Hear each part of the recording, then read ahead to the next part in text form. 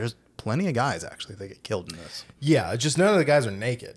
You know? And when we don't see them getting the signs of carnal violence on them either. Yeah. Rename it to the men's bodies show no signs of carnal violence. The bodies show signs of carnal violence, except men, no homo. Sorry. I had to.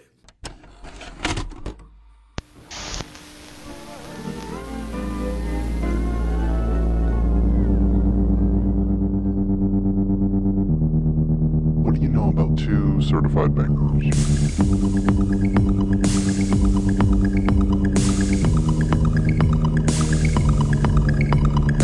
PhantasmaCast. Welcome back to PhantasmaCast, where we watch our favorite movies 2 at a time. And you should too. I'm Derek. I'm Jake.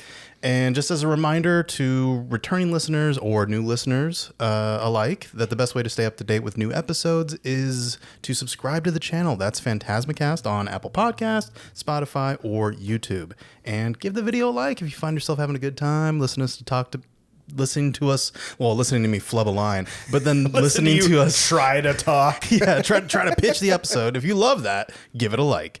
But generally, if you like us talking about movies and just find yourself having a good time, that's all we're going to do, and that's all we want you to have, too. So also be sure to follow us on Instagram or TikTok at the show title, PhantasmaCast, or our handle at 2 Certified Bangers. Now, back to the show. And today's show is going to be a double feature of 2 Giallo, or Gialli, when it's plural like that. We're starting with 1973's Torso, a.k.a. Carnal Violence, a.k.a. The Body Shows Signs of Carnal Violence, and 1982's Tenebrae, or for some forsaken reason in America, Unsane. Yeah. Dario Argento's Unsane. Want to see it? Nobody did. But yeah, that's right. We've been dancing around the idea for a couple episodes now, if not even since like the podcast started, about doing a Giallo pairing. And I feel like we've been building up to Giallo. Yeah, this is our legacy, actually. No, but we finally did it. So to the uninitiated, Giallos are essentially like Italian genre films that predate the slasher as we know it. They're just like hugely heightened both visually and musically to like elevate the source material, which is like, riddled with like softcore sex, misogyny, like ultra violence, and any taboos you dare to imagine, basically. So like to fans, they're like, hell yeah, give me more of that. But to like people who aren't into that, they're like, what the fuck is this trash, kind of thing. Which is what I think a lot of film critics at the time wrote off a lot of these movies as just like, oh, it's softcore trash, basically. Yeah, they're like, okay, there's the gloved killer, a lot of women get killed, there's a bunch of blood everywhere, and some people are like, okay, what's the name? Yeah, just so I can be taking notes. And that's us. Nobody loves the misogyny of it. It's a part of the trope. It's a part of the genre. It's a staple of its time kind of thing. And you kind of just have to run with that because it's just how it is, unfortunately. But I think there's still like a lot of fun to be had for those looking to find it. I think there is a kind of social time and place kind of thing about the Giallo. Yeah. Sergio Martino, the director of one of our movies today, Torso.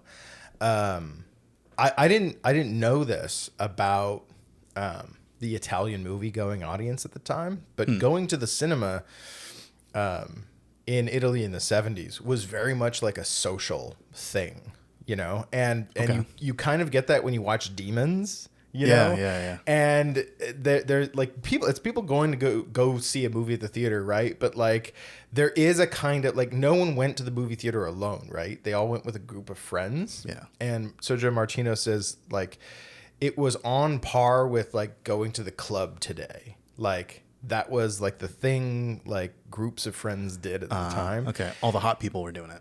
Yeah. Yes. I think we should bring it back. All the hot people report to the theater immediately. We'll see you there. And so when you have these movies that they ramp up the sex and the violence, you need to make them. You need to meet the kind of demands of the audience at the time, right? Which is to entertain them. And so, yeah. Unfortunately, there's a lot of misogyny, but also like sex sells, man. It always has, and hopefully it always will. Like, hey, I'm buying. Yeah, it is a combination. It is the perfect storm of like people born in like the 40s making these movies. So they're not going to have perfect politics, and then they're selling to horny people, horny teenagers, horny young adults. So yeah, they want it. Like it's a generation of I say kids, but like a generation of young people who are the children of people who especially in Italy lived under fascism, right? So there's a liberation aspect of it there too. Yeah, like a counterculture punk thing of like, you shouldn't be seeing this, but we snuck it into the theater. Go ahead and buy a ticket. Tell your friends. Sergio Martino also talks about how for a long time, for the entire history of cinema in Italy, right? Up to a certain point, you couldn't even say curse words in films. And then he talks about how one movie did the first curse word, right? And people fucking loved it, And so they were like, so if you made a comedy, you had to have a character like cursing quite a bit. And people, like, they enjoyed that. Like, it was hilarious to them. So they were like, we're going to go see this fucking dirty movie, Yeah. So. It's kind of like people's response to some horror or like some tension is to like kind of laugh in the face of it to like relieve some of that tension. Yeah. So yeah, when you hear like cursing on the screen, you're like, like I just wasn't expecting that. I shouldn't enjoy it, but I do. So yeah, I'm going to come back for more. The first, like the seminal events in cinema, right? Train coming at screen. Man cursing on screen. Lady getting naked on screen. First boob. Yeah, first boob. The first train, the first curse, the first boob. And then, we get to Wild Things. First Kevin Bacon hog. How does it look? You know what you're here for. I think that's kind of a good setup, good preamble. So if that sounds like a good ass time to you, let's go ahead and launch it into. Take us away, Jake. Take us into Torso. A sex maniac is prowling the streets of Perugia, targeting the picturesque university town's female students. Alarmed at the plummeting life expectancy of the student body, Jane and her 3 friends elope to a secluded country villa, only to discover that, far from having left the terror behind, they've brought it with them. Shriek. That's a very simple like summary of a movie that like I feel like has 2 halves to it. Yeah. And we'll get to that later. But like one thing I loved about your intro it was that it talked about the multiple titles. And I want to talk about just the Giallo titles for a second, because what wild fucking minds decided on these things, what I mean? Yeah. To people who learn to appreciate Giallos, the titles hold a big place in their hearts of like, can you believe how dumb and stupid and not really related to the actual story being told it is? But also like just verbose and melodramatic too. So shamelessly attention grabbing. So the original, the OG working title of Torso was Red Like Love, Black Like Terror. Okay. Which refers to the scarf. The scarf in the movie. So I kind of like it. No, it's great. Kind of like it, yeah. So the killer in this movie, one of the red herrings is that he or she. Yeah. No spoilers until 5 minutes from now. But actually, now that you mention that, there is a thing about Giallo. You would think in like a pretty like misogynistic type of genre film, it would be all men killing women. Mm-hmm. Often, there's a female killer, which is upends expectations. The killer in this story strangles at least one of the victims, one or two. With this scarf that has this very complicated design on it, and it serves as a red herring because one of the characters is like, I remember seeing a guy wearing this scarf, but wait, was it red stripes on black, or was it black stripes on red? Yeah. Right. Yeah.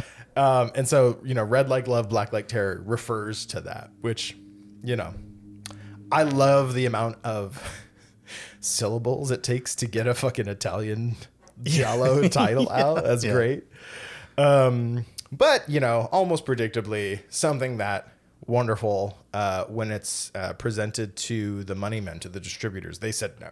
They're like, people won't get that. They're like, that's nice. We need to sell the movie. Yeah. We need something more sensational. Yeah. So Sergio Martino looked at the film and he said, okay, what if we refer to something that the police say, and we'll do the bodies bear no traces of carnal violence. Bear no traces? Bear no traces of carnal violence. Oh. To which the distributor said, no. Let's drop the no. Let's say the bodies bear traces of carnal violence. That'll put asses in seats. Yeah. So he was like, okay, but like they kind of don't. So he had to go and rework the movie a little bit. And I think that's where you see, when the first couple of women are killed, after he strangles them, he like opens up their dresses and to like expose their breasts. Yeah.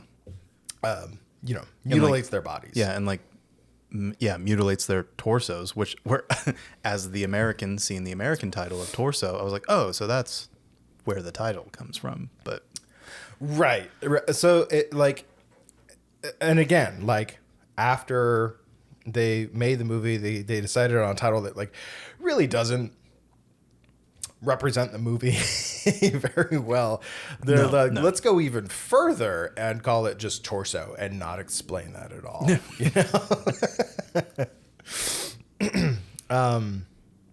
But this is I think a unique movie in terms of its structure, because the first half of it plays very much like an Italian Giallo, where someone is murdered, someone or a group of someone is murdered. Mm-hmm. And then you have the kind of the amateur detective who is going to try and solve the crime. The police have, if anything, a very small role to play in actually catching the victim. It's usually like a civilian, who becomes obsessed with it, who's close to the victim, that tries to like solve the crime. Yeah. What I like about Torso's spin on the police involvement is it's pretty much regulated to, okay, I'm sure you've been hearing about these murders. Like, don't be afraid to narc. You can go back. You can go back to rioting against us and bringing down the state or whatever, which is a nice allusion to like the Italian student protests at the time reality. Yeah. And then there's like a scene of him being like, "Okay, we're pretty sure you sold the scarf to this guy. Just let us know." And then we never see the police ever again. Yeah. So yeah. They convene the student body, and he holds up literally the scarf that was like used to murder the girl with. Yeah. And it was just like, if you see this, let us know. And then they fuck off forever. But one of the students, Tina, she recognizes the scarf, and she's like, "Oh, who did I see wearing that?" And it's kind of like that Dress to Kill moment where it's like blink and you'll miss it. And you see her boyfriend. Is it Franz? I don't think Franz is. No. Franz is the teacher. Franz is the teacher. Which one's the Stefano? I think the creeper stalker guy. Like, he won't even leave me alone. Like, he even like signed up to be in this major because he knew I was in this major. Yeah, that guy. She remembers that she sees Stefano wearing the scarf. But did she?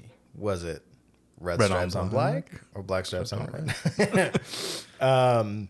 And so, going back to how like kind of unique the structure of this movie is, and then you pointed this out as we were watching it. You were like, who's the main character here? Yeah, yeah. There really is not a main character. There's not a protagonist you're supposed to identify with throughout the whole thing. So I think that's why, a lot of people maybe consider the first half of this movie a little middling, because there's nothing to really identify with. Yes. Yeah.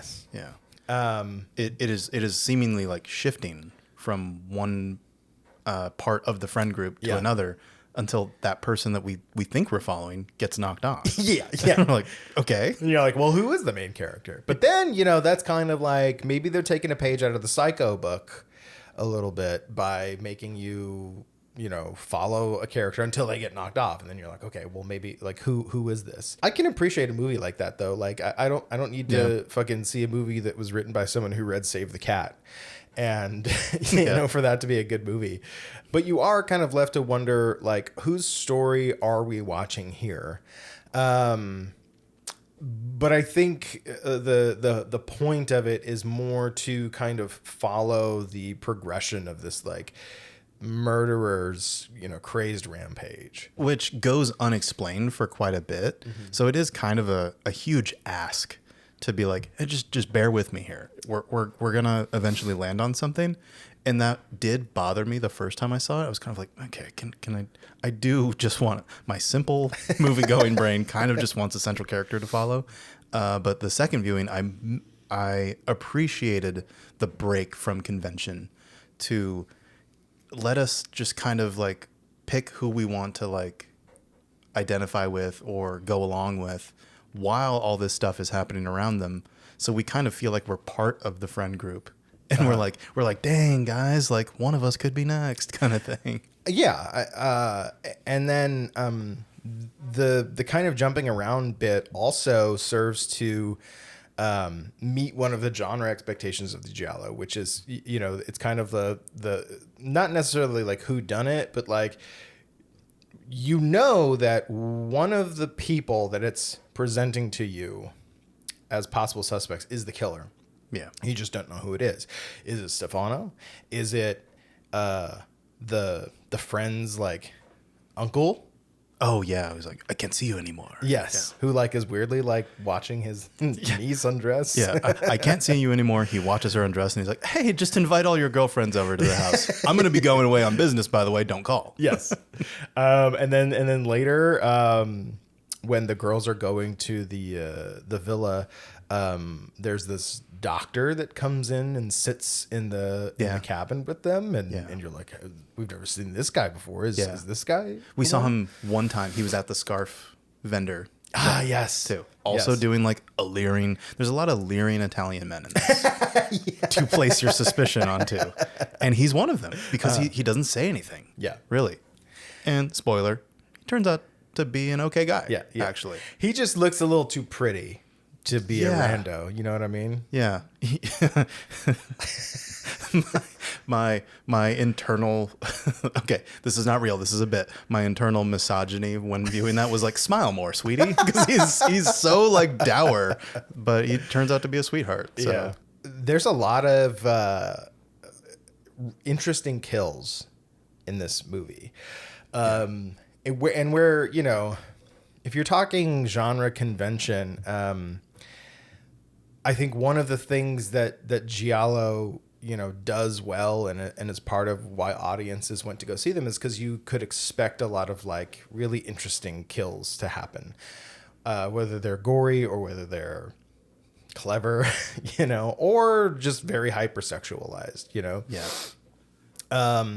I think one of my favorite ones is that street vendor who's selling the scarves.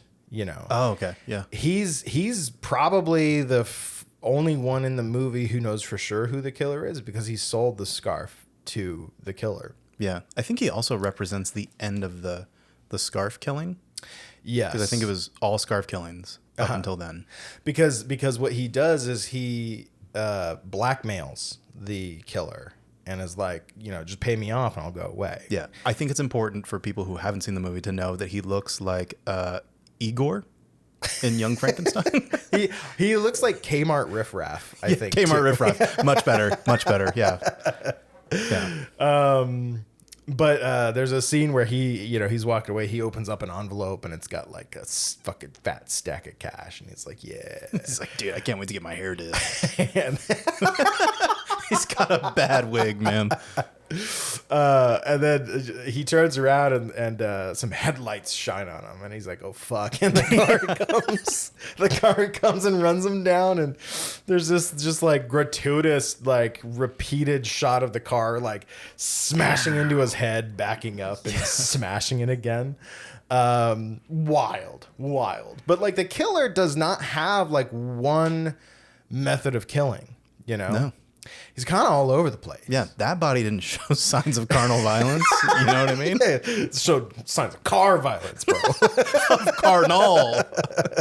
But yeah, the Giallo aspect of this movie really takes place in that first half. Yeah. Where people are dropping like flies. You don't know who's doing it. Except that he's got gloves. Yeah, he's got those black gloves. He's going after women with the best boobs in the movie. And our top players are taken out. But I mean, like you said, that the vendor, the man gets killed too. And then like the first victim, with admittedly great boobs, her boyfriend also gets killed. So it's not just women.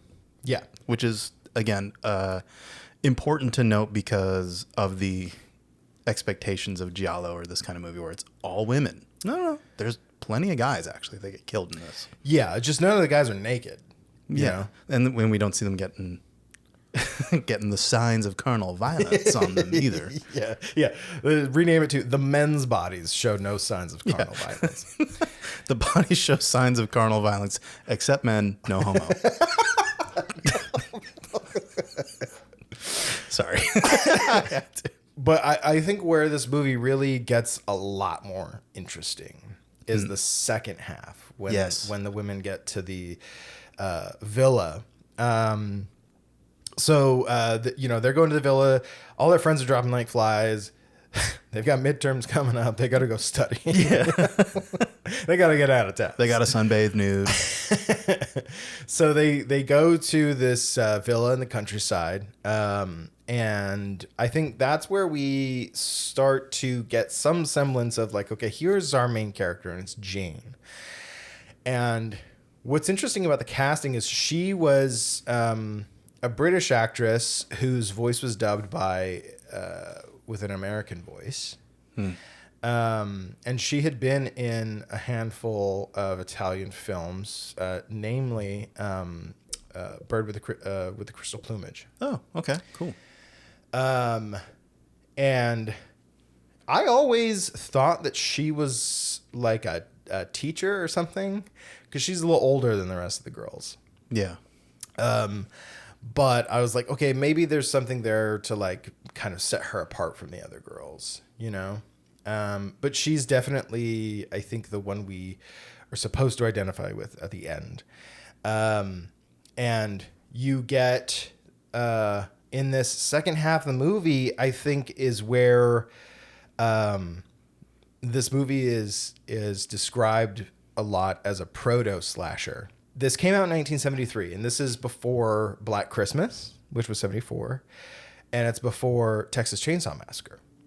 Ah, So I heard that this movie actually gets paired a lot with Texas Chainsaw Massacre. Yeah, because it did what slashers went on to do before any of the slashers did those things. Yeah. So, you've got a lot of moments where you're put in the killer's point of view, which is something Halloween did, Mm-hmm. And then you have, I think the most blatant kind of representation of slasher is the final girl, the concept of the final girl. And that's what Jane is. Because she the rest of the girls are nude sunbathing, and they're out there with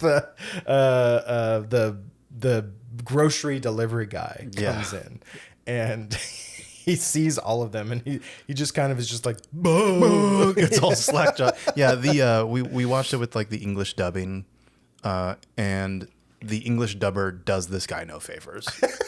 He treats him like a country bumpkin, just like a lady naked. Literally, though. Literally. Oh my God. Yeah. And then Jane is like, "Oh, these girls," and she calls them in, and they get up and they go in, and she runs down the stairs, and she falls down the stairs and like fucks up her ankle. So she has to spend the night in bed. They call the doctor up, and he's like, here's some medicine. So she takes the medicine with some champagne and knocks her out.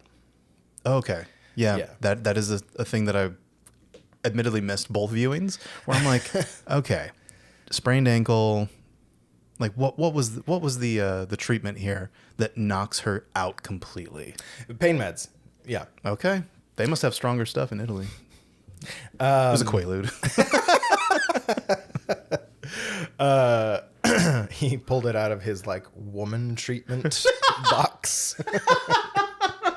He's like, "You sure you're not suffering from hysteria too?" Yeah. No. Okay. You sure? Okay. Let me back up a little bit though, because there's another thing that I feel like, I don't know. I don't want to like accuse Halloween of ripping directly from this movie, but the similarities are striking. There's that scene where they're skinny dipping in the stream, and Tina looks out onto the ridge, and Stefano is standing there watching them. Yeah. She's like, "Go away." Yeah, and then they're like, "What are you talking about?" And she's like, "It's Stefano," and then he's not there. You know? Which is like,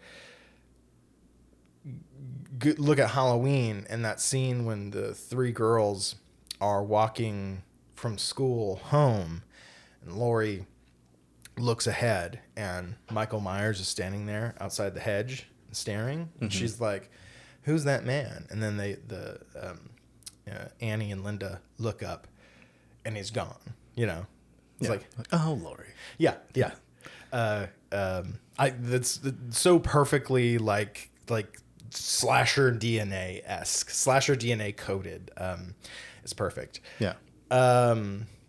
But back to Jane. So she takes a Quaalude, she falls asleep, and then we go back down to the action with the rest of the girls, and there's like a knock at the door, and they go to answer it, and it's Stefano, and he's dead, and he falls down, and then the real killer comes in, and then it like fades to black. Yeah. I love that reveal, because it's like he's just standing there leering, as he does, but he has the scarf around him, and then, look, scarf gets pulled away, and it's just the killer's hand holding up the scarf, because he was just propping him up there. Yeah. It's the final red herring that's been, dispensed with. And now we have our killer. And then we don't know what happens to those girls until the next morning. Yeah. Jane wakes up, and she goes downstairs, and she finds her friends have all been murdered off camera. Yeah. And the killer is like in the midst of like getting rid of the bodies. Yeah. And so for some reason, he just buries Stefano in the yard. Yeah. But then for the women, he's cutting them up into pieces. Which gives yourself more work. Right. Yeah. Right. And it's messy too, right? And I think that was like just shoehorned in because Sergio Martino had read a real news story about a man who had murdered his parents. And for over the course of several days, he would go into their apartment and chop up pieces of them and like throw the pieces into the Tiber River. Ah, okay. So he was like, I'm gonna get a little piece of news in there. Sensationalism. Yeah, and it's like sensationalism, but he's like, you think I made that shit up? Nah, Yeah. This could be one of those instances where people lobby the plot hole accusation at a Giallo, and there's this scholar who has an audio commentary track on Tenebrae who's like, I hate that. I hate when people like lob plot hole so often at these types of movies, and just like, dude, just suspend disbelief and like have a bit of an imagination. Like there's probably a reason behind it, and the reason behind the hacking was because like Sergio Martino was like, hey, I heard about this story that did this, like, so who cares if it's gonna be like a lot more blood for the killer to clean up? Enjoy the damn movie. Yeah, we're in the third act, bro. You really think like we need to, Justify have this some complicated stuff? Yeah. explanation for it? And so the rest of the movie plays out like you would see in the third act of a slasher film, where it's the final girl and she is in like a kind of cat and mouse, has to outsmart the killer, kind of thing. Yeah, in a more stalker kind of way than being actively pursued and chased and hunted down. Yeah, because the killer, he doesn't know she's even in there, right? Which I think is another like playing with the genre convention of here's what you expect, but here's how Torso's reusing that kind of element in a unique way. And so she decides the best thing for me to do. He doesn't know I'm here. I'm gonna fucking hide. I'm gonna grab all my stuff and hide in my room, and he's gonna go away. And it works until killer goes back down into town, and you got all those fucking country bumpkins in there. They've spent all night just being like, man, did you see those chicks that came in the other day? Yeah. Did you see those 4 chicks? No. Like, you see those 3 chicks? Did you see those 3? Nah, dude, there were 4 chicks. And then you see like the killer's like feet stop. He's like, shit. What? So he goes back to the villa.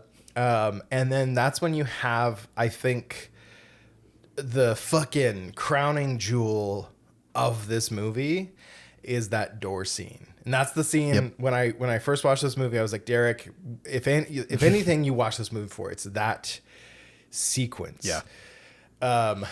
So when the killer got done cleaning up, he locked all the doors and dipped, right? So Jane is stuck in that room and she can't get out.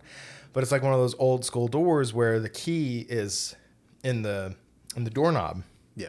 And she's been trying to like get help by like leaning out the window and trying to do like a like an SOS. I think kind of signal the thing. doctor sees that, right? That's his kind of first thing where he's like, That's "There's weird. something going on up there," If only I knew how to read. And then keeps going. Yeah. So Jane figures, okay, I'm gonna put this newspaper through the door jamb under the door, and I'm gonna knock the key out, and it's gonna fall on the newspaper, and I'll pull the newspaper back, and then I can open the door. Fucking ingenious. Not something you can't do that today with a fucking smart lock that opens with an app on your phone. Right. You know, technology has ruined all sort of suspense. When we say this kind of movie can't be made today, this is what we're talking about. So she goes through with her plan. She knocks the key out, and then we go to the other side of the door, and the key falls off of the newspaper. Spectacularly failed. Yes. And you're like, ah.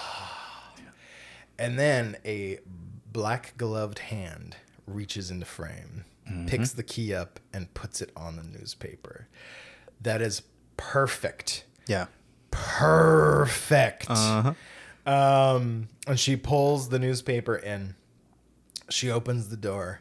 And you as the audience are just like, no, don't open the door. And then Sergio Martino, he says he had a lot of fun going to screenings of the movie because young people would be screaming at the screen, don't open the door. He's like, yeah, they would be screaming like young children, thinking that she could hear them. It's the hairspray thing of like, go Tracy. Yeah. She can't hear you. So she opens the door, and the killer is finally revealed, and it's their teacher. Yeah. It's the professor that everyone kind of like gathered around at the beginning. Is giving like a presentation on like art history or something. Yeah. And Jane's had some one-on-one conversations with her. They were just like, oh, hey, like I'm actually talking about the subject matter more. There didn't seem like anything improper about it, except like he was like, oh, I have like 2 tickets to a show. Like, would that be interested? Would that interest you? Would you like to go to that with me? But it didn't seem like so taboo or like naughty. Really. Well, that's where I think you also see a bit of the trappings of the final girl, right? What's one of the tenets of the final girl? They're virginal. Oh, okay. You know? Okay. So he made, you know, a friendly pass at her, and she declined. You know, she's devoted to her study. Yeah. So there's that big reveal, and then comes the other tenet of the slasher, which is kind of like you know, having a killer with a psychosexual motivation. Yeah. The psychosexual Carfax. Yeah. And it's there's been this flashback, you know, that we see a couple times throughout the movie, and there's this girl who is asking these 2 boys, hey, can you go get this doll that I dropped off a cliff? You know, Yeah. and when one of the boys tries to go get it, and he falls to his fucking death. Yeah. Comically, because it just looks like someone tossed a doll off the cliff. Yeah. And so like that's kind of one of the things going on in this guy's head, where he like he has like a resentment towards women now. Yeah. Well, because like I listened to it again, and it's his brother. Yeah. That was doing this, and his brother was just like, hey, let me get it. Okay, these are children, bear in mind. The child was like, hey, can I see what you look like without your panties? Yeah, there was she's like a like, little no. doctor play, but she's like, I will if you go get the doll. Yeah. Yeah. I'm like, okay, but my brother's here too to watch this. Yeah. So there's that, but then there's also this this sex scene at the beginning of the movie where it's like a threesome, and you don't know who it is. You just see these bodies kind of writhing. Yeah. And pictures being taken of it, of the act. And there's a doll. yes. There's a doll in the mix somehow. And then it's revealed that like the professor is the guy in that scene, and the first 2 women that were murdered were the women. Yeah. And that they seduced him and they were blackmailing him, and that's why he killed them. And then he had to kill everyone else to cover that up. Yeah. Death is the best keeper of secrets. Is something he says. Yeah. That would have been a hard title too. Oh my God. Yes. We need to make it a Giallo. Death is the best keeper of secrets. I appreciate now picking up that little element of the kids having like a little weird, like prepubescent sexual curiosity that like deepens his like now adult sexual trauma of getting blackmailed through sex from his students. And like now that's like his worldview is like, oh, all these bitches, they want something from me. Like they're just gonna trick me into sex and use it against me. Just like that one bitch, that little girl, used it against my brother who flew off the cliff when she scared him. Yeah. So absurd ass backstory, but I love how they commit to it. If you looked at the writing of all of these Giallo films and like the psychosexual motivations of all the killers, you just kind of just like did incels write these movies? We need to round up all the writers, investigate them. Just a quick screening, like a background check, real quick. Because correct me if I'm wrong, but there's a similar motivation in Tenebrae, right? There's a similar one. We will definitely dive into that. It's almost formulaic in how similar like these things are. Yeah. And then dreamy doctor shows up, fights the killer, throws him off a cliff like his dumb fucking brother.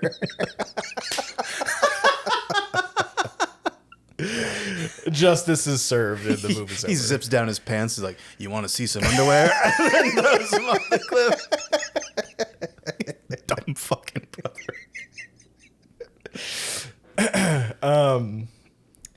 But yeah, like going through, can you see the kind of the seeds of the slasher in this? Especially in the second half, like you were saying. First half, pure Giallo, with like marginal changes in the formula there. But then the second half is just kind of like, oh wow, this is interesting for a Giallo. Yeah.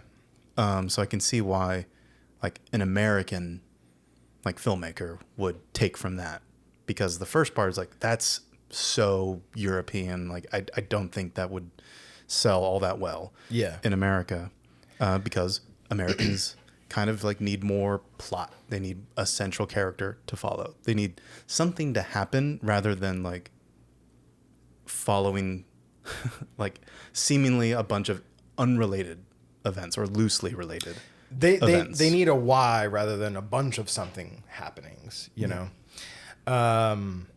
And you know, I think this is a great movie, you know, in our grander conversation about like the erotic thriller, what De Palma was doing, and then Giallo's. Like, I feel like Giallo was this in the history and the evolution of cinema, right? It was this kind of point at which there was a branch, you know? And American filmmakers, they took pieces of the Giallo to do their kind of erotic thrillers, but then other American filmmakers took pieces of it and then made slashers. Made their slashers, made their supernatural horror. Yes. Because American horror is way more supernatural. Yeah, the killer is unstoppable. It's usually a I mean, as you get more into the 80s too, right? It's a character, you know, a franchise character. Yeah, that's the thing that anchors you in. So it's not really the cast of killable characters. Yeah. It's, you're here to see Freddy, you're here to see Jason. Yeah, so they cease being the crime movies where the central like basis of watching the movie is watching the kind of investigation and discovery, you know, of who the killer is. In the slasher, you vaguely kind of know who the killer is. The how of that would be, how are they gonna stop the killer this time? Right. Or temporarily. It's not about unmasking the killer. Yeah. Though Michael Myers does wear a mask, but you know it's Michael Myers. I watched one of the special features for Torso, and there is actually this book by Carol Clover called Men, Women, and Chainsaws. And I think it's one of the first usages of the term final girl in that book.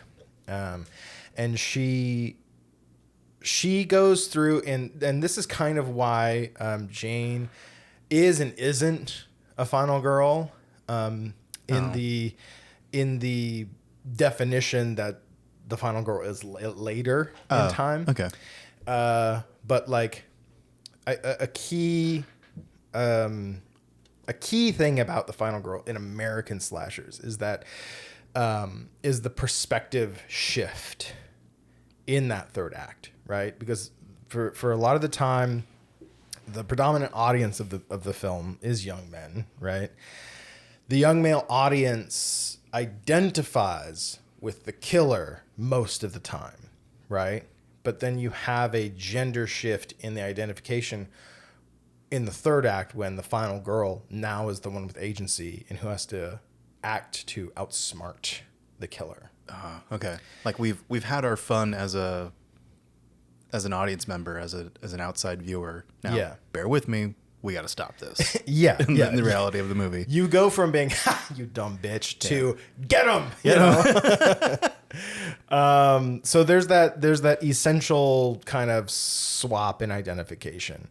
The final girl usually has a somewhat of a gender neutral name. Okay. They are a bit tomboyish. Yeah. Okay. Look at like Alice she has short hair, in Friday the 13th. And they're usually virginal, right? So they're not the ones partaking of the sinful sex. They're not the ones being punished for their liberation. Yeah. And then like Ginny in Friday the 13th Part 2 that we talked about, who's surprisingly really, really strong. Yeah. That you kind of discount as it's the one that kicks off the rest of the Fridays, right? But she's like the responsible one. Yeah. Of the camp counselors. Yeah, she shows up late or whatever, but she's clearly more responsible or has her priorities set on like, hey, I'm trying to like go to school for this reason or whatever, and then is talking to Paul like, okay, we gotta make sure everything's all set up and stuff. So we have a good summer, and then like gives other people shit for like discounting her ability to like be a leader. Right. I love that you bring up Jenny though too, because another key element of the final girl is outsmarting the killer at the end. And she outsmarts a fucking zombie, dude. Yeah, kicks him in the nuts a couple times. Yeah. She does that thing where she pretends to be his mom. She gets Freudian with him, a little bit. That's iconic. Jason, listen to me. Yeah. This is your mother. So good. Really good. So, like Jane doesn't like directly fit that mold, but she does demonstrate a resourcefulness at the end of the movie to, she hides, and she tries to get people to come to the villa to help her, Yeah. When she sees the killer, she doesn't and announce her presence. She's yeah, exactly. And she doesn't get got. No. Torso, just to cap that off, I think it's a great branching off point for the genre. I feel. Yeah, I agree. All right, do you want to take us into Tenebrae? Let's do it. All right. Tenebrae. I've got the You're the Synapse only film. Tenebrae. Credit to Mickey Truba. So we got the Synapse Films release of Tenebrae, and I'm sure you've seen this, but have you seen the way they spell Tenebrae? Like another alternate spelling of Tenebrae? Dude, I have not been able to spell it correctly, I feel, anytime I've tried to spell it. I put an A in the middle. Tenebrae. But in the title sequence, they drop the A, right? Yeah. Yeah. So I'm like, I think that's a difference without a distinction to me. I'm like, it's all Italian to me. So I don't know why they do that, but I just want to point it out. What does Tenebrae mean?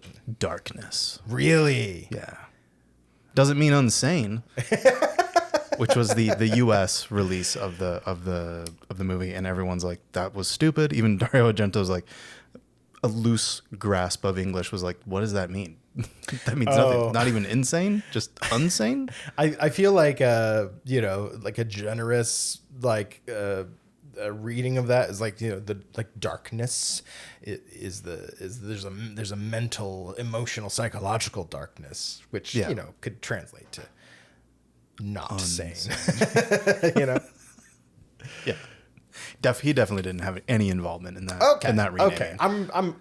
I'm lifting too much weight on that one. No, so like that's not nearly as fun as the renaming of Torso, though. Let's just take something someone said, and tweak it to our purposes. Can you start that with like, that's not nearly sure? Yeah. That's not nearly as fun as the Torso renaming journey, shall we say? But Tenebrae. Let's dive into it. Terror beyond belief. American mystery author Peter Neal comes to Italy to promote his newest novel, Tenebrae. Unfortunately, a razor-wielding serial killer is on the loose, taunting Neal and murdering those around him in gruesome fashion, just like the character in his novel. As the mystery surrounding the killing spirals out of control, Neal investigates the crimes on his own, leading to a mind-bending, genre-twisting conclusion that will leave you breathless. Featuring an amazing synth score from Claudio Simonetti, Fabio Pignatelli, sorry if I butchered these Italian names, and Massimo Morante. formerly of Italian progressive rock band Goblin. Goblin. And then there's a little blurb about like the new scan of the movie for Blu-ray. And I want to mention that this film also stars John Saxon from A Nightmare on Elm Street. Yes. Dario Argento's Phenomena, but also like she's in a bunch of his movies. yeah, because they were longtime partners, never married, and mother of, get this, this is something I learned from watching a documentary. Asia? Asia. Asia. They say Asia. Oh, okay. I know. I've only ever heard it Asia too, but this is like a moment where we reflect and we change. Yeah. You know? Yeah. So That sounds Asia. more appropriate in the Italian tongue, I think. Yeah. You're like, it's not Asia. Your inner American comes up. Well, shit. I did not know that. That's cool. Yeah. She's in like Deep Red, right? Yeah. Yeah. Yeah. She pops up. And then lastly, John Steiner, Caligula. You're like, who? What? He played Longinus, the bald advisor guy that Caligula's constantly like berating. Wait, who does John Steiner play in? He plays the TV reporter who's like, tell me about the perversions of Tenebrae. Oh, who he axes in the face. Wow. Like, what a chameleon, right? Yeah, I had yeah. no idea until I saw him smile again. I was like, Longinus, I see you, dude. Okay, he'll come back. We'll come back to that. But that's the back of the box for Tenebrae there. Watching Tenebrae, which I've seen like now, like maybe like 4 or 5 times, it's a lot like Body Double when you think about it. So in retrospect, those would have made a killer pairing right there. And they came out around the same time, 83 for Tenebrae, 84 for Body Double. And in the documentary that I watched for this, it was called, let me name drop that documentary. It's a pretty good title. Yellow Fever, The Rise and Fall of the Giallo. Had a lot of interesting info in it. I'm going to go on a bit of a tangent for the documentary later. But that was the documentary. And in that, he name dropped, Dario Argento's in it. And he named dropped De Palma. Yeah. And he's like, I admire him. He's like, I don't care if he steals or if he borrows ideas. I admire him. He can do whatever he wants. That's fantastic because, like, you know, I think there's a sentiment out there, whether it comes from De Palma or not, that is staunchly like, De Palma didn't even watch Giallo films, so how could he steal? You know, Right. But it, like, come on. I'm sure. Yeah. Come on. You're trying to tell me the guy who loves photographing beautiful women didn't watch Giallo movies come that on. feature photographs of beautiful women getting killed? Really? It's part of the DNA, I think, especially of his 80s films, for sure. Yeah. And then also in the doc, people reference that Hitchcock is probably a likely inspiration for a lot of the Giallo, especially when it comes to like the suspense nature of Giallo, like the tension building, the slasher element of it too. That's the big whole the I guess the denouement, the reveal of like, here's why the killings were happening. Psycho, you know, Hitchcock. But you had something? That's what I love about like this specific little slice of cinematic history is like there's a conversation going on and going back and forth between American and Italian cinema. Yeah. They're influencing each other. We go from, I mean, Hitchcock was British, but like he made films in America. Right. Yeah, we claimed him. He's on our team now. Starts with Hitchcock, goes to Italy with those filmmakers, Dario Argento, Sergio Martino, comes back to De Palma, you know, and then that springs off into an entirely new genre. It's so cool, you know, to kind of track that genealogy of it. Yeah, that there's definitely a conversation going on between the filmmakers, if not like the audiences. Yeah. At the time, because it felt like the audiences would never reconcile their differences. They are different markets. They respond differently to different things. But the filmmakers themselves were like, oh, big fan of your work. Yeah. Even though I don't care if you steal. Yeah, I do not care if you steal. I admire you.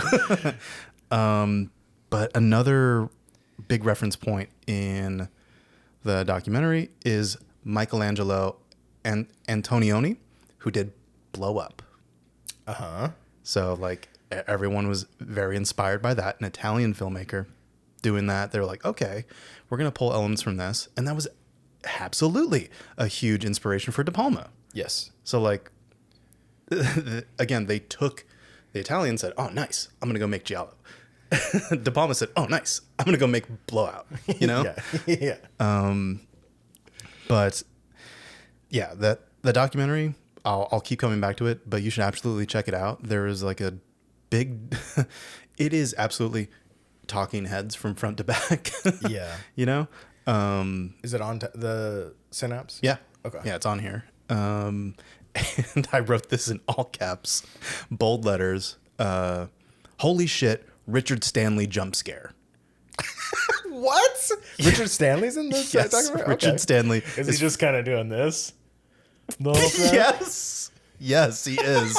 or more aptly. Yeah.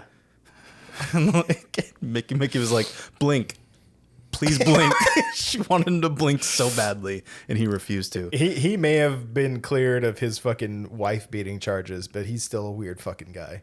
Yeah. I was like, holy shit, Richard Stanley jump scare. Mickey's like, what? Who? And I was like, oh yeah, he, was accused of like being very violent and aggressive towards his girlfriend. Not good. Don't do that. Piece of shit. But I guess he was cleared. I know very little. I've maybe read one article about it, but the court could not. There was not sufficient evidence to prosecute. Okay. And so the charges were dropped. Okay. Which doesn't necessarily mean innocent, but we're gonna slap in a allegedly. Allegedly, yeah. Allegedly very not a good guy, but not allegedly, just with our own eyes, fucking weird. Yeah. An off-putting kind of guy. There's lots of evidence for that. See my peepers looking at him. The court of public opinion's all you need there. And I was just listening to him, and like he'll make good points occasionally. I was like, damn, breaking news, the worst person just made a good point. But Tenebrae, right? Okay, so like what's the story of Tenebrae outside of like the back of the box thing? It's this writer, Peter Neal, is going from America to Rome to promote his new book, and is like almost instantly like in hot water. First, accosted by the press. Yeah. Well, first there's like the male press was like, oh, Peter Neal, welcome back. We love your work. And then like a female reporter is like, hey, you sexist piece of shit. Yeah. like explain your misogyny in this book. He's like, I don't think it is at all. Like, why would you say that? Like, I know you. We've known each other forever. Would it help if I told you I voted for the Equal Rights Amendment? Yeah. I remember just like, buddy, stop, cut it off. And so yeah, he's in hot water there. Like that seed is planted in our mind of now it's text. It's not subtext of the misogyny in this book that this guy wrote. And we know, well, dialed in viewers know that we're watching a Giallo, which is frequently associated with misogynistic elements. So it's getting a little meta. Yeah. Here. It's getting a little self-aware. It's exactly what was happening to De Palma, right? For the films he was making. He was being charged with misogyny too. Yeah. So I thought, this documentary definitely confirmed what I thought of Tenebrae on like a couple viewings. Was like, oh, this is Dario Argento kind of reacting to that criticism of his work, or those accusations of him as a person and his work. And he's like, I like this genre. I like these genre elements. He kind of did the De Palma thing of like, I like beautiful women. I'm sorry they got to get killed kind of thing. But this movie came about after Inferno, which was a sequel to Suspiria. Yes. So it went a couple Giallos in the early 70s that like launched him into like fame. Like, oh, a bird with the crystal plumage, nice. Cat and Nine Tails, nice. Deep Red. Four Flies on Gray Velvet. Gray Velvet, which Yes. I still need to watch. That one's kind of hard to find, I feel. I have it. You have it? Yes. Damn. Okay. Let me have Watch it. it. We'll watch it.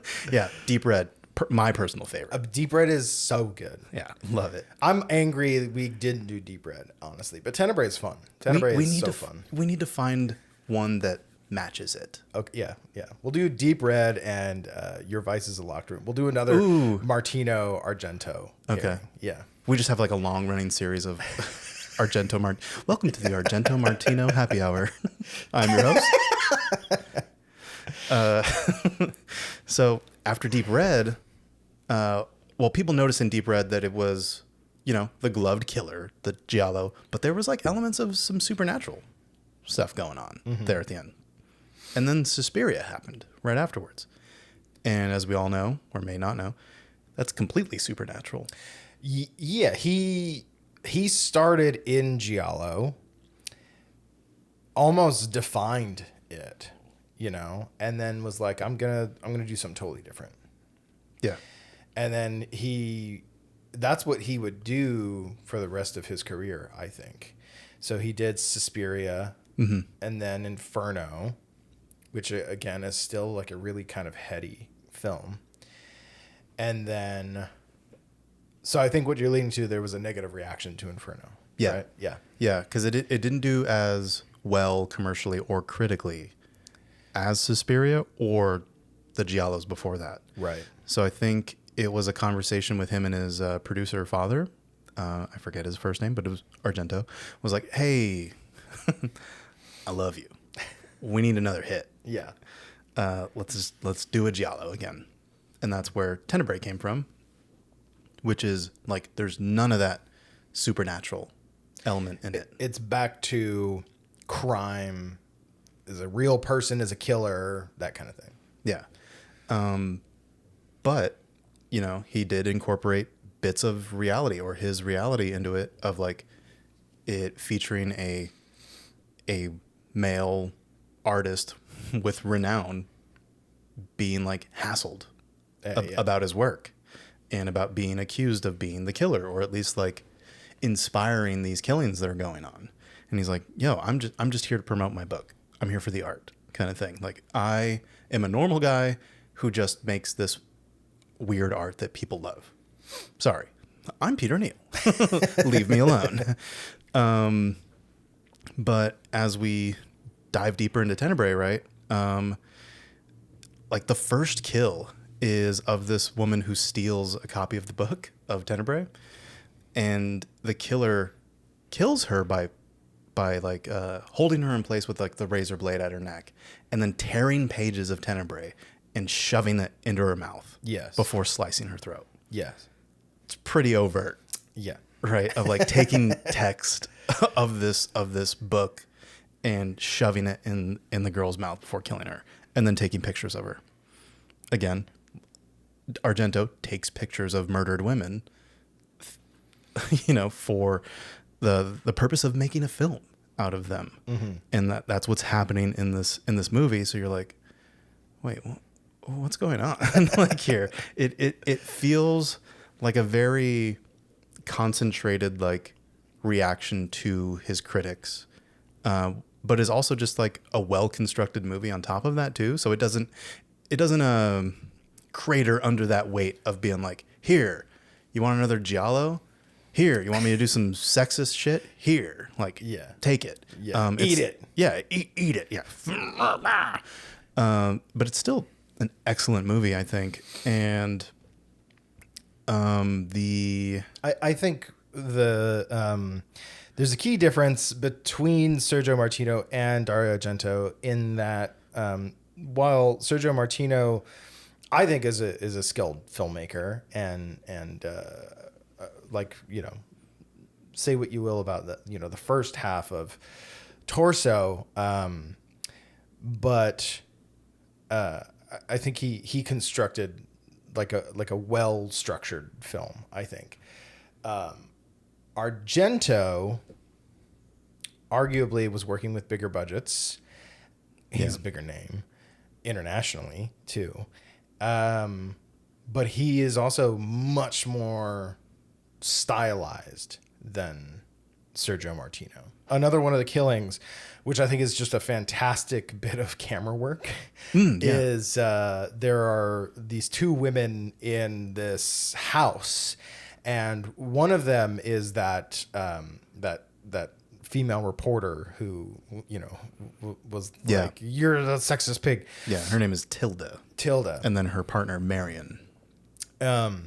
So Marion is on the second floor. Tilda's on the first floor. Tilda is murdered downstairs, and you have this like almost goes on too long, but like you love it the whole time, and it's the camera's outside the house, and it's on a crane, and it comes around and goes up and through, and you've got that great like Goblin inspired musical piece. Yes. Oh my God. Like you watch it and you're like, you fucking crazy man. Yeah. You know, how are you doing this?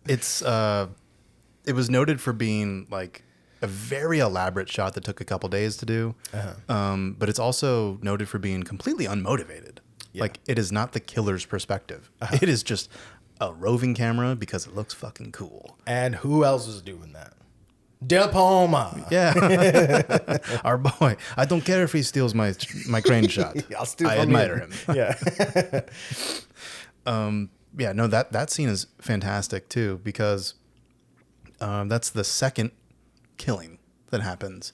And Tilda and Marion are like having a little tiff because Marion is kind of a little bit more promiscuous and is like venturing outside the bounds of their relationship as a lesbian couple.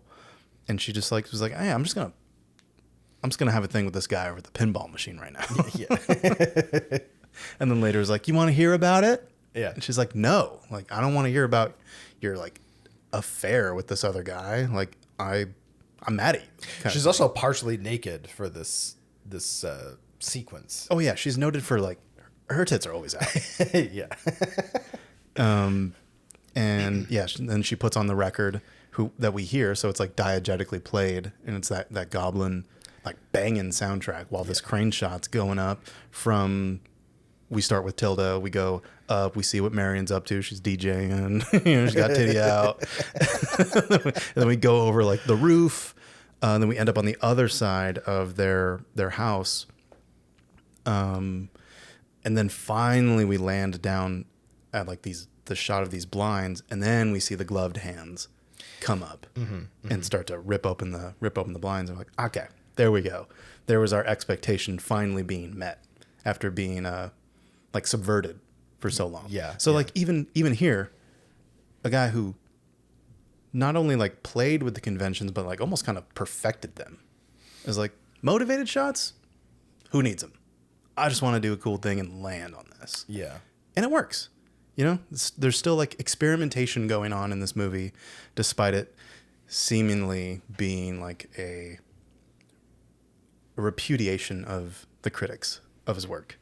But yeah, and I love the shot of it's an insane like staging of how Tilda is killed. She's like, "Can you turn down that music or whatever?" And she's wearing a shirt.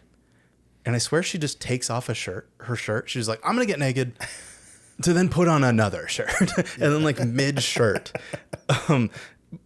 she gets killed, but it's cool in that as she's putting the shirt on, she gets stopped. And there's like this shot of like the neck of the shirt and like her face going like through it as she sees the killer. And then yeah, she gets cut and then like blood splashes against her face. So it's a very like elaborately staged and cool thing, despite how absurd it is. Yeah. And then Marion's like, "Hey, you're not yelling at me to turn it down, and is everything okay down here? I'm gonna reveal even more boob, by the way, as I come down." Yeah. Y'all have had a pretty good view of the left one. How about righty joins the fray here? And then she gets got by the razor, and she's actually the the body on the cover here, it's very stylized to not actually kind of look like her. She almost looks like a mannequin on the cover totally here. different hair color and Yeah. And then it's like removed of any context of her yeah. being like on the stairs as she falls over dead. But like those people are killed by a gloved killer with a razor. And I do love that moment between the killings when she's like, "Hey, you're not yelling at me to turn anything down anymore, right?" There's a shot of the razor like tapping a light bulb to kill it. It's the murder of the light bulb shot. It's really cool. And an interesting fact about that whole scene is this Argento scholar who does an audio commentary for the movie that I watched too. Let me give her props. Maitland McDonough. She says that in her opinion, these women weren't killed for the transgression of being gay. They were killed for like the perversion of being like promiscuous, I think. Or like Marion was like the biggest offender there, but like Tilda was like guilty by association of like allowing her, I guess, to do that.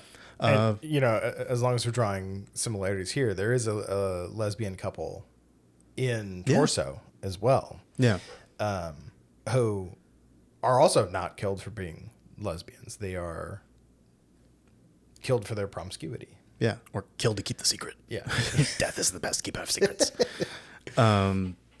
But launching off from like the why of the killing, I think another great thing about that has stood the test of time for Tenebrae is like the double twist of the movie, or like the various uses of just doubling. Like a lot of characters are kind of like they have their hair styled the same way as another character, or they dress pretty similarly to another character. And you don't quite notice at first. You might be a little confused about who's who on first viewing, and then you start noticing on subsequent viewings, like, oh, this is intentional to try to keep us off balance or keep us more invested in really paying attention to who each character is. And that's because, you know, there are two killers in this movie. Yeah. And the first killer is Longinus, is this TV news anchor that Peter Neal is in town to interview with on TV. Yeah. And that his whole introduction is he was actually introduced at the same time that you're a sexist, Tilda. Yeah, he's the other reporter there interviewing him.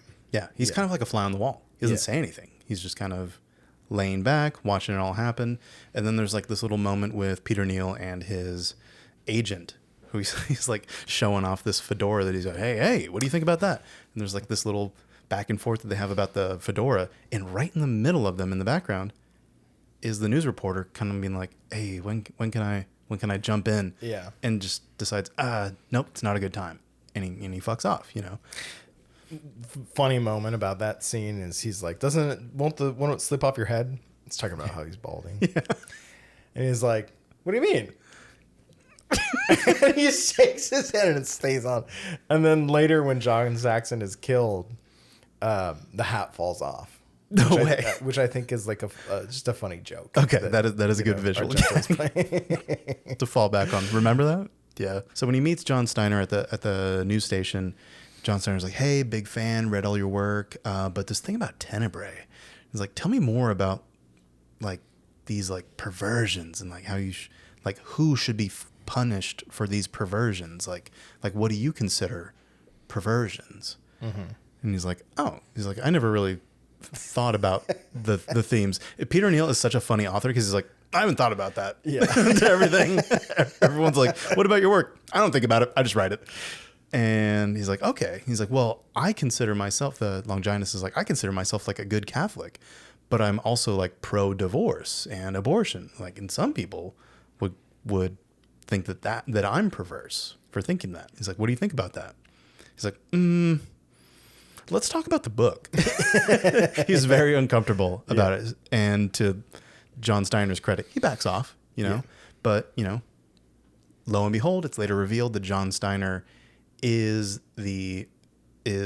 one of the killers, but he gets killed by like an axe to the head. it's a scene where, like, again, in the tenet of like the Giallo like genre, you have not a cop trying to like solve the mystery, right? And so it's Peter Neal and his like assistant, Johnny, and they are like let's go to that reporter's house, and spy on him. And Johnny's like, okay, I'm gonna go get a better look over here, and that's where he sees John Steiner get a fucking axe to the head. But like he's on the other side of a window and he can see him mouth something, right? Yeah. And then, you know, gets the axe to the head, killer throat, like breaks the window, Johnny fucks off, and he goes and he finds Peter Neal with someone's bashed a rock over his head. And he's like, let's get the fuck out of here, you know? Yeah. He's like, I didn't see anything. You left. I got knocked out. Kind of thing. And then later on, they're like, Johnny, tell us what you saw. And it's like, I'm pretty sure he said you're the killer or something like that. He's like, I don't know. I got scared shitless. Yeah. Anyways, he's dead. We're not. White folks are dead. We're getting the fuck out of here. So that's another red herring, right? Is like, okay, so he was one of our suspects. Who could the killer possibly be now? Yeah. And then for a while, it's still up in the air until Johnny's like, oh, dumbass. He said it was me. I killed them. Yes. So we're like, okay, we're dealing with two kills. If the killer got killed, what? Like, then who are we looking for now? If we didn't even realize we were looking for him, what chance do we have at finding the killer now? Which is not, in my knowledge of Giallos, not something that really happens. We don't really have a literal swap out of the killer. Like, it's the killer is the killer throughout, but we just have a bunch of red herrings along the way. This one is a literal switch of the killer. Yeah. So any theories you had before, out the window. Yeah. Like you were looking down the wrong hallway the whole time. Or if you were smart enough to guess, like, too bad. We're mixing up. We're remixing on you. With a new killer. New killer has entered the chat, and that is something that I think is pretty unique about Tenebrae, and I love coming back to that every time. And you know that like Tenebrae is a later Giallo. Definitely, it's almost 10 years after Torso, right? Yeah. And so, like, you know, we talk about how Torso introduces a lot of the kind of template of the slasher genre. I think by that time, Giallo is starting to be more slasher-esque. And I think that like the two killer thing, that's totally like a Scream thing, you know? Yeah. You see that like once or twice pop up in, you know, American slashers too. So Tenebrae, I think, like still is doing some slasher-esque things. Yeah. Or like innovating or evolving with the audience. Yeah. Expectations at the time. Yeah. Like recognizing, okay, you guys are pretty smart now. You're dialed in and you can recognize these conventions. I'm still gonna try to find another way to wow you, surprise you. Yeah, like you've gotten pretty good at recognizing the red herrings. Let me, give you, and like, let me trick you one more way. You know? And one of those ways is like these seemingly like, what the fuck, flashback moments. And like the first one starts off, it's so odd. Because I think it's after the first killing, Peter Neal's settled down in Rome. He's at his apartment. It's like, okay, good night. And I don't think we know that I don't think we're supposed to know that it's Peter Neal, but someone is having like a headache. This brain busting headache. And we see like this wall with their shadow on it. And they're like, oh God, I'm tormented by my psychosexual past. Oh God. And then we get like these close-up shots of like two pills, and we track over, and it's very deep red. Yeah. The way we're so close, and we track over to this glass, and then up, and then takes a swig of the glass, and then we're treated to this flashback of sorts where there's like this woman in like a very like form-fitting skimpy dress, and there's like 3 like young men around her. Yeah. And she's kind of just like very seductive. Yeah. Yeah. Being pretty flirty. Like she's definitely like the one with the influence among them. She's like, I'm gonna go here and you're gonna follow. Yeah. So she like gets up, she like I think she like shows a little boob. She reveals at least a boob. Yeah. And then they kind of zoom in on her torso, and then 3 male bodies come up to crowd around her. Yeah. And she's you're like leaning up against their leg. Yeah. Like one guy's leg. Like, oh, the audio commentator Maitland McDonough was like, it's very Tennessee Williams. yeah, it's very melodramatic. Yeah. You know. And then a 4th male body comes into frame, and she looks up and she goes, Like, thumbs down. Like, boo, who are you? You're not one of my harem here. Yeah. And then he slaps her and runs, and she's like, get him. Yeah. She didn't even have to say get him. It's the gasp. And yeah, we see those guys, those little boys, young men, not little boys. Sorry, strike from the record. Those young men tackle that guy down. The adolescents. Yeah. Yes. And then they do something, and I'm so glad we struck the record of little boys because of what I'm about to say next. These young men, consenting of age men, they hold down the slapper. Yes. And this woman, Eva Robbins, comes up. She has red heels, like striking red heels. We're on a beach, by the way. Yeah. It's totally impractical. Yeah. Also, never established in this scene that she's wearing red heels until this point. Yeah, because then there was a shift in perspective down to the feet. Yeah. Once the slapper ran away and then was tackled by these young men. And the audio commentator describes this scene, I'm quoting, as, quote, oral rape by shoe. Oh my God. Yeah. Well, yeah. End quote. Yeah.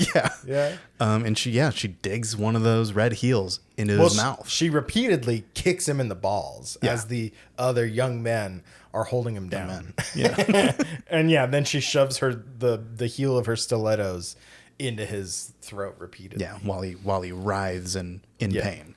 And then we cut back to the guy having the headache, and he's like, that was a rough one. And then we just move back into Peter Neal and whatever's going on in Rome at the moment. And we're kind of like, Dario's like, chew on that for a bit.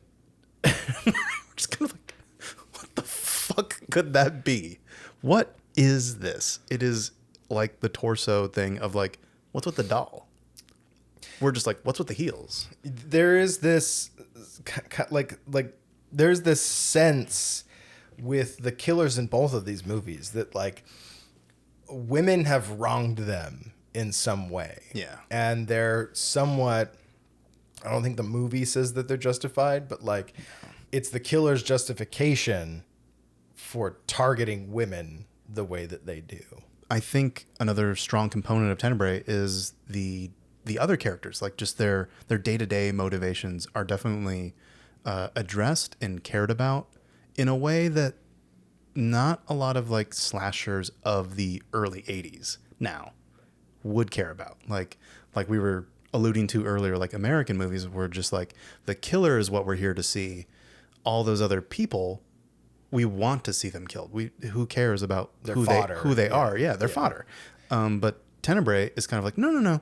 These people are important, and we do want to see them killed by genre conventions or whatever, but we want to care that they died, or at least like track their emotional journey up until their deaths and have it be justified in the terms of the movie. And then also too, like we're talking about two killers, right? And so the two different killers have entirely different motivations, right? Like the first John Steiner was crazy, so he's kind of just targeting women trying to copycat like the book that he's obsessed with, right? Yeah, which is a pretty meta aspect.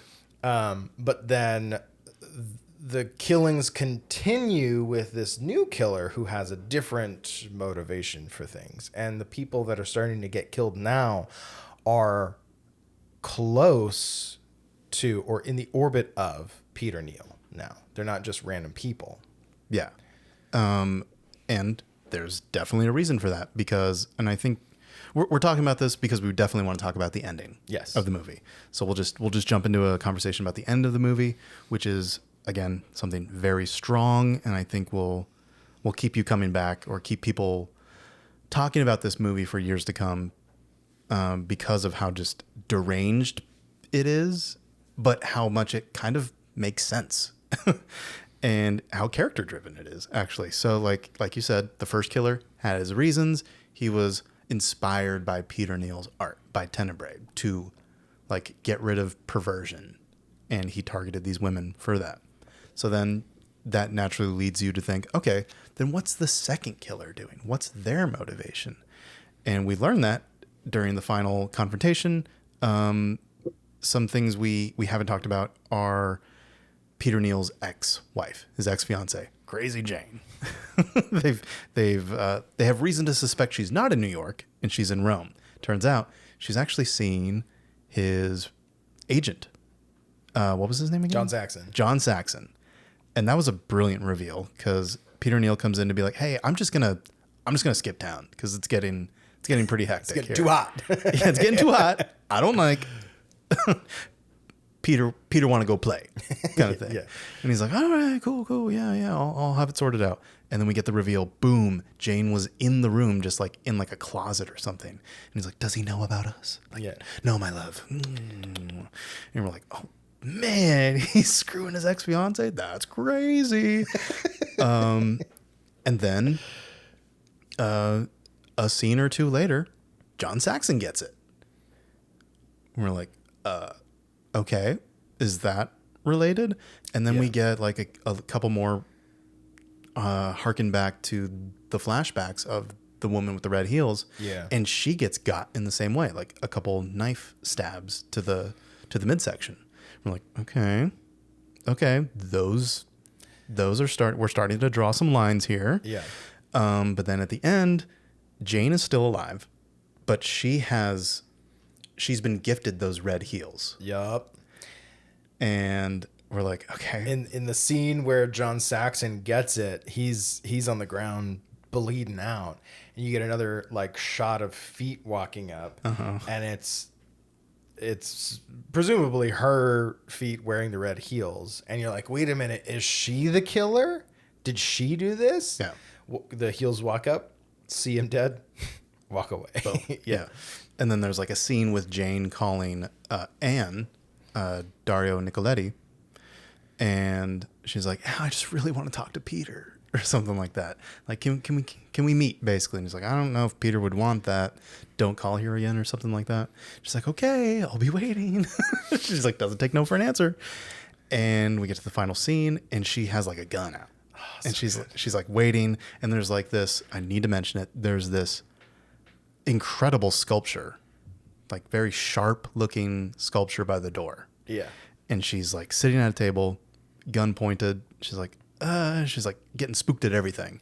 And then an axe comes through the window, crashing through the window, chops off her arm that's holding the gun. Yes. And she's and just sprays the wall behind her with blood just fountaining out of her arm. Everything in the scene is white and is sprayed with the reddest fucking blood you've ever seen. Yeah. It's fantastic. And then she falls over into the kitchen, gets an axe to the torso. She's gone. Yeah. You know? Okay. It wasn't Jane. Yeah. You know, clearly. And then one of the inspectors, the female inspector, approaches and comes into Jane's apartment and then gets an axe to the back too. And who's holding that axe? Peter Neal. Oh my God. Yeah. Holy crap. And he's like, he thinks immediately, oh my God, I killed Anne. And that's like his one moment of clarity during these the second half of Killing Sprees, and he's like, and I think he just kind of shuts down a little bit and starts to crawl over to her. And he's like, I'm so sorry, Anne. And then coming through the door is like our main inspector, and Anne. Yeah. Right behind him. And he's like, wait a minute. Yeah, he's like, oh, yeah, Anne. And the main inspector's like, yeah, my partner jumped the gun a little bit and came over on her own, like got a little reckless. But you killed her, and I knew it was you. He has like a line earlier about like, even I'm a detective and sometimes I can't guess the end of your books. Yeah. Like trying to like give him some credit for being a good writer. He's like, but I should have known that it was you sicko. He's like, I looked into your past. We can tell right away that Peter Neal is off his fucking rocker. Yeah. He's just like cackling in the corner. He's like, yeah. And he's this close to saying, and I would have gotten away with it too if it weren't for you kids and your meddling dog. And Anne's just like, I cannot believe it. I never would have expected it. And still the cop's not just going to like kill him dead right there. Yeah. He's like, okay, just come with me. We're going to take you in. Like, it's over. Like, give up.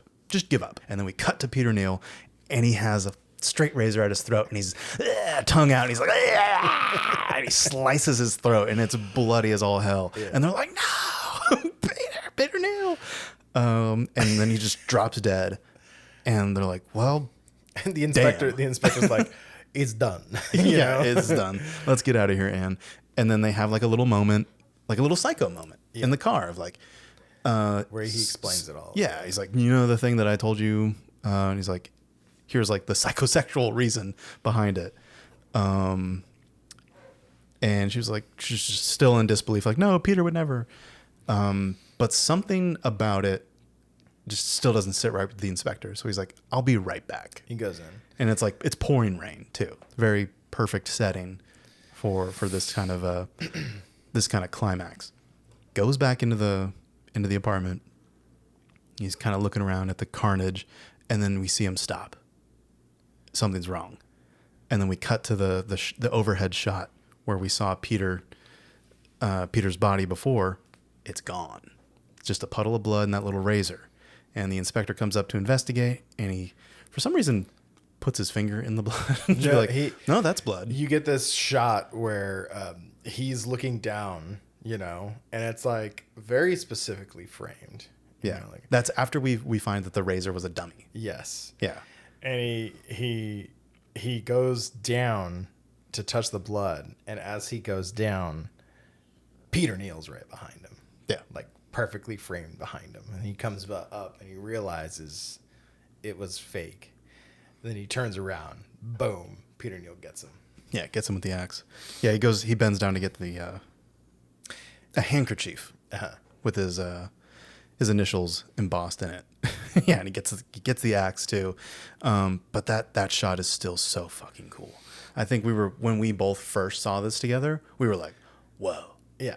That's so sick. Well, and it's the thing I love about it is it's not perfectly framed, because if you're looking at it just right, you can see to the left, Peter Neal's ear is like sticking out, right? But it just looks like the inspector's ears, like weird. Yeah. And then you're like, oh, when he bends down.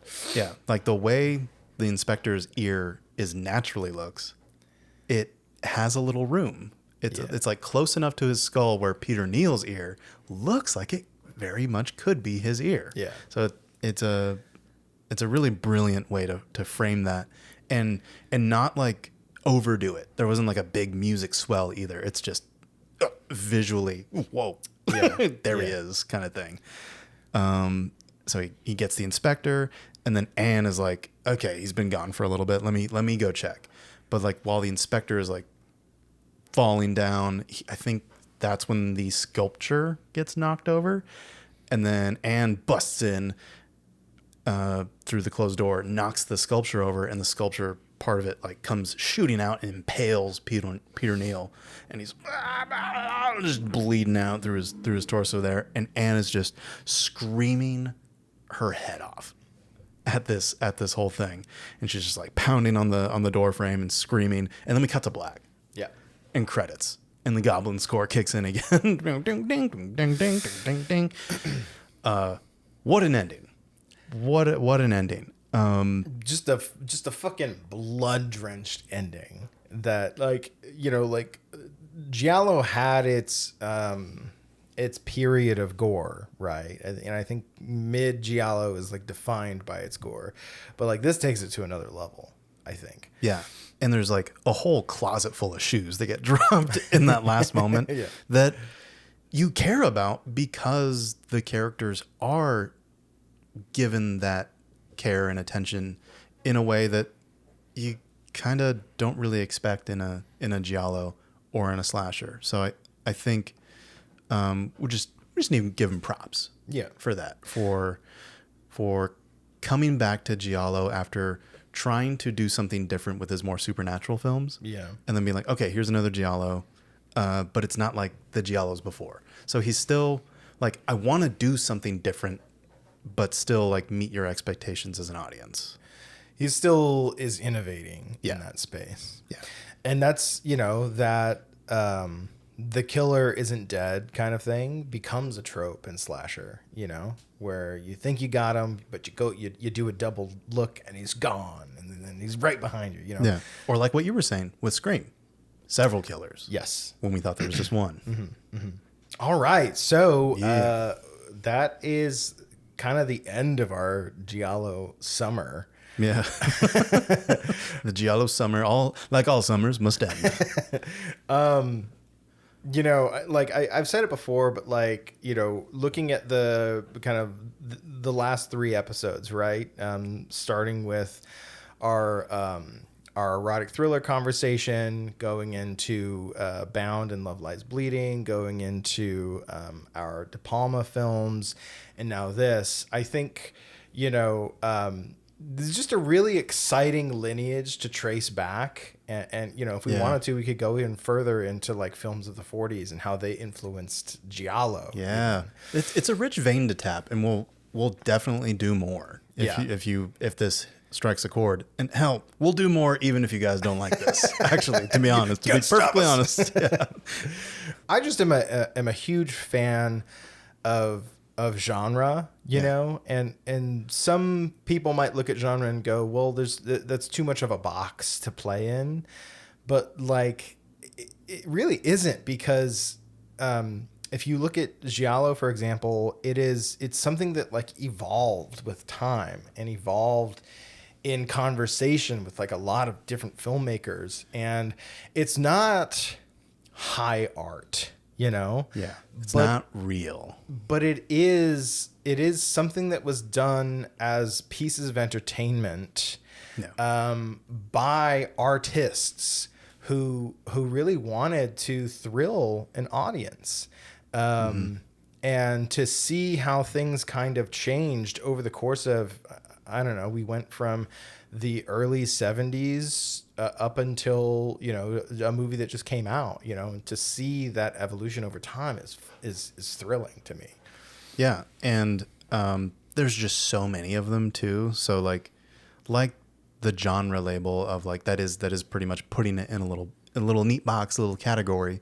But there is so much interesting stuff to find in that box to stick your hand in, shake it up a bit, see what you pull out. Yeah. You could pull out a torso. You could pull out a Tenebrae.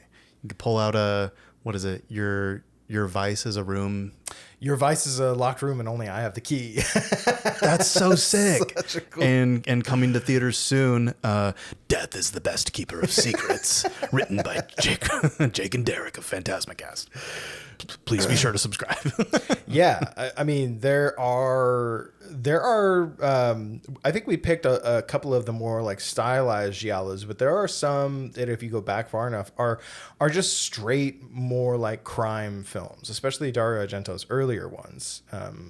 Bird with the Crystal Plumage, Deep Red, those movies, and then. If you get into what's another one we saw from the Ero Giallo. It was what have you done to their daughters? Yeah. What have you done, or what have they done to your daughter? What have they done to your daughters? Yeah. It's Motorcycle Gang Giallo. Oh my God. Yeah. They're such cool, exciting films that it's such a wonderful genre to sink your teeth into. Absolutely. Couldn't agree more. Well, folks, that about does it for today's Giallo-inspired double feature. Again, the films we discussed were 1973's Torso and 1982's Tenebrae. We highly recommend checking them out if these are your first Giallos, or even if you're just a fan of the genre and you have somehow not seen them until now. Because believe us, take it from us, Giallo fans, we know there are a lot out there to choose from, but we hope we pick some choice ones for you. And if you haven't subscribed yet, now is still a good time to do so. Be sure to give this video a like if you watched all the way to the end. We sure would appreciate it. And to everyone else, thank you all for listening to PhantasmaCast. We'll see you at the next showing. Bye now.